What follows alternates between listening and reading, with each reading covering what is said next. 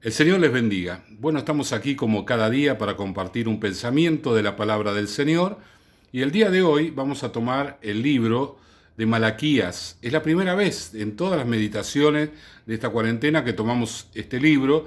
Malaquías es muy fácil de encontrar porque es el último libro del Antiguo Testamento, capítulo 1, versículo 14. 1, 14. Realmente es un libro para leerlo, ¿sí? Porque de alguna manera son argumentos de Dios. Dios argumenta contra su pueblo y esos argumentos tienen que ver con actitudes, acciones de las personas que son bastante habituales. Y en este libro nos muestra que Dios está en desacuerdo con esas acciones, con ese comportamiento, para corregirlo, ¿no? Para corregirlo, para mejorarlo, para caminar con sabiduría en el reino del Señor, en el camino que el Señor nos presenta. Bueno, ya lo encontraron seguramente. Capítulo 1, versículo 14, dice: Maldito el que engaña, el que teniendo machos en su rebaño, promete y sacrifica a Jehová lo dañado. Porque yo soy gran rey, dice Jehová de los ejércitos, y mi nombre es temible entre las naciones. Para explicar un poquitito este versículo, sería lo siguiente. Tenemos que decir que en el Antiguo Testamento, para acercarse a Dios tenía que hacerse a través de un sacrificio de un animal, ¿sí? Esto era una figura de aquello que iba a ocurrir en la cruz del Calvario, donde Dios iba a ofrecer al Cordero, el Cordero de Dios, Jesucristo, por el pecado de todo el mundo. A partir de la ofrenda de Jesús, ya no hace falta más animales que se sacrifiquen para relacionarse con Dios. ¿Por qué? Porque ya la ofrenda de Jesús cubrió todas las necesidades de la santidad de todos aquellos que se acerquen a Él, ¿sí?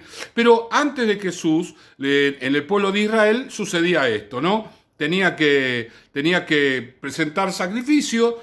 Claro, las personas que presentaban sacrificio eran personas que querían más de Dios, que querían buscar del Señor, iban con un corazón dispuesto, ¿no? Para Dios. Sin embargo, había algunas costumbres que habían adoptado que al Señor le desagradaba. ¿Cuáles eran estas? Una de ellas, y la que vamos a destacar el día de hoy, es que ellos le prometían al Señor lo mejor. El mejor animal. O sea, imagínense que tenía allí 100 ovejas, la mejor de todas, la más linda. Como diciendo: Señor, vos te merecés lo mejor, darte a vos lo mejor, vos sos el Dios grande y poderoso, necesito un milagro tuyo, necesito tu obrar, te voy a dar lo mejor del rebaño. Y entonces eso era lo que salía de nuestra boca, nuestros pensamientos. Ahora, cuando lo llevaban al sacrificio, no llevaba lo mejor, llevaba lo peor, ¿no? El animal que estaba así medio tullido, que le faltaba un ojo, que tenía algún problema de salud. Eso era lo que le presentaba al Señor. Entonces el Señor acá como que lo está llamando a una reflexión. Ustedes están actuando mal, por eso es fuerte diciendo: malditos ustedes. Ustedes están diciendo una cosa y haciendo otra. Dice: maldito el que engaña, el que teniendo machos en su rebaño. Cada uno puede tener los que tengan el rebaño, ¿no? Uno puede tener 1000 ovejas, 2000 ovejas, 10.000 ovejas, son propias. El problema es que promete, dice acá, y promete lo mejor y sacrifica lo peor. Esto tiene que ver con decir, bueno, ¿Dios nos obliga a tener que darle lo mejor? No, es tuyo. Pero si vos le prometés a Dios, vos le tenés que cumplir en la medida de tus promesas, ¿no? Hay mucha gente que se acostumbró a prometerle a Dios: Señor, yo voy a hacer esto, si vos haces aquello. Es como un intercambio. Nosotros no aconsejamos desde nuestra iglesia, no sugerimos ese comportamiento, pero entendemos de que hay mucha gente que lo hace, lo respetamos, la Biblia lo acepta. En algunos casos lo acepta, pero claro, acepta en el caso de que yo le prometa al Señor algo y le cumpla eso que le prometí. Porque si yo le digo al Señor: te voy a dar lo mejor, y después le doy lo peor, lo estoy engañando. le estoy mintiendo al Señor, porque en definitiva yo supe siempre que le iba a dar, no le iba a dar lo que le prometí, pero queriendo lograr el cariño, el afecto, la bendición, el milagro del Señor, digo, bueno, mira, Señor, si vos haces esto, yo te voy a hacer esto, voy a hacer aquello y lo otro. Yo recuerdo una vez un hermano que acostumbraba a hacer este tipo de cosas, le había dicho al Señor, no era muy joven, pero era un hombre joven. Y le dijo, Señor, yo te voy a servir, yo voy a hacer esto, no le cumplió.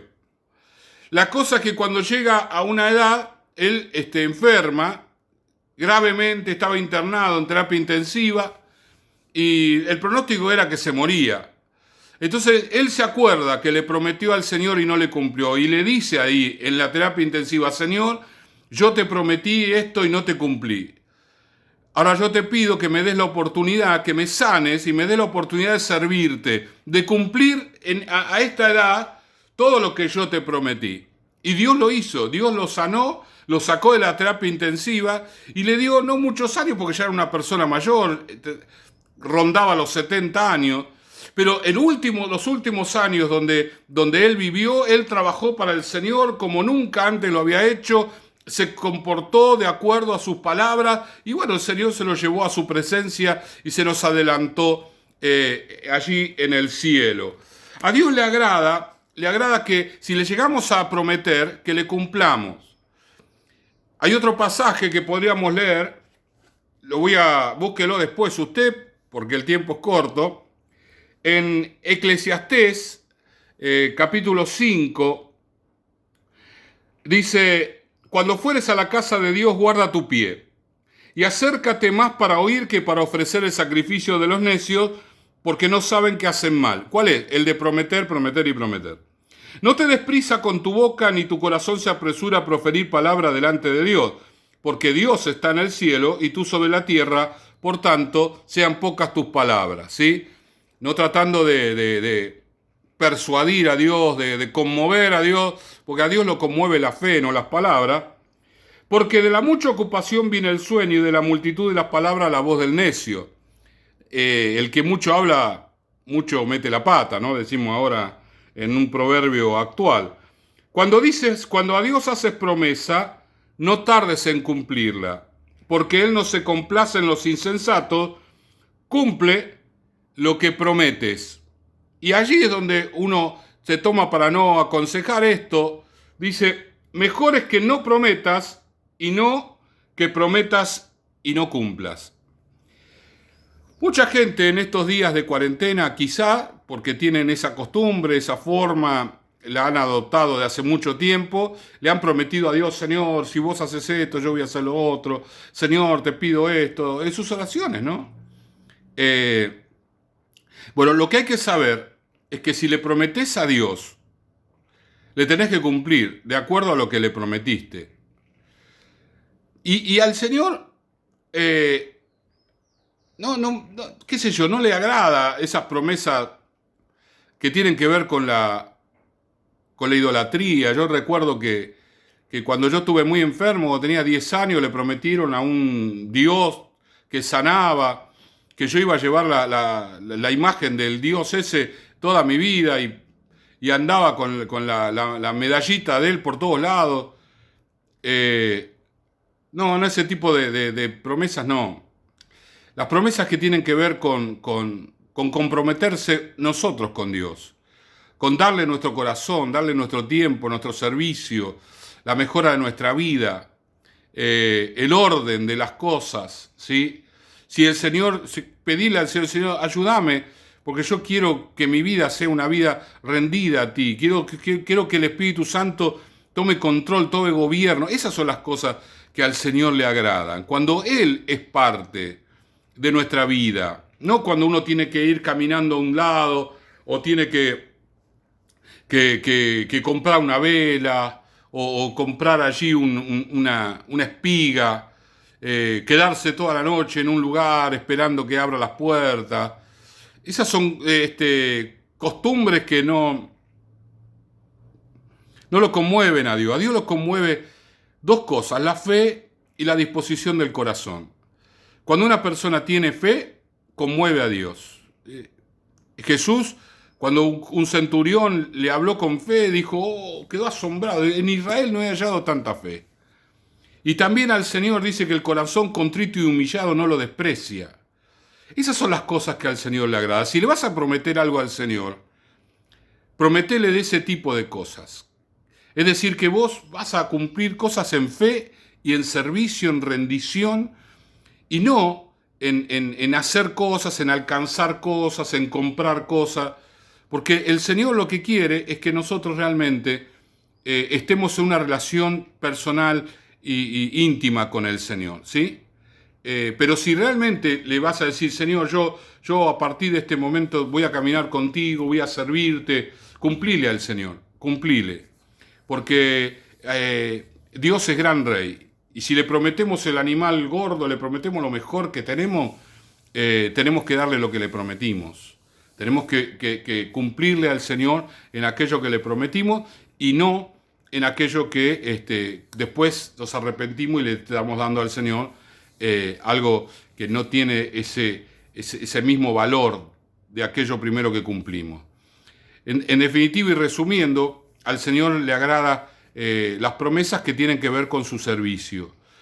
No aconsejamos mucho prometer delante del Señor, no, lo mejor es las pocas palabras, pero si alguien de los que nos está siguiendo en los videos tiene la costumbre de prometer al Señor, porque ya trae de su cultura, de su manera de ver las cosas, prométale servicio, compromiso, relación.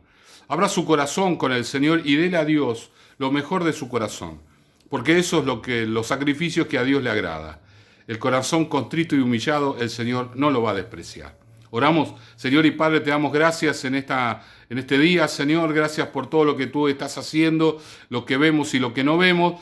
Bendice, Señor, a aquellos que tal vez tienen por hábito, Señor, prometerte cosas, que en este día, Señor, puedan entender qué es la promesa que a vos te agrada, Señor, la verdadera promesa, la que está en tu palabra, Señor. Aquellos que se acercan a ti, dispuestos, Señor, a un cambio de vida, un cambio de camino, Señor, a una rendición voluntaria de todo su corazón, Señor, porque esos son los sacrificios, ese, Señor, el culto que es agradable a ti, Señor. Los bendigo en esta mañana en el nombre de Jesús. Amén y amén. El Señor les bendiga.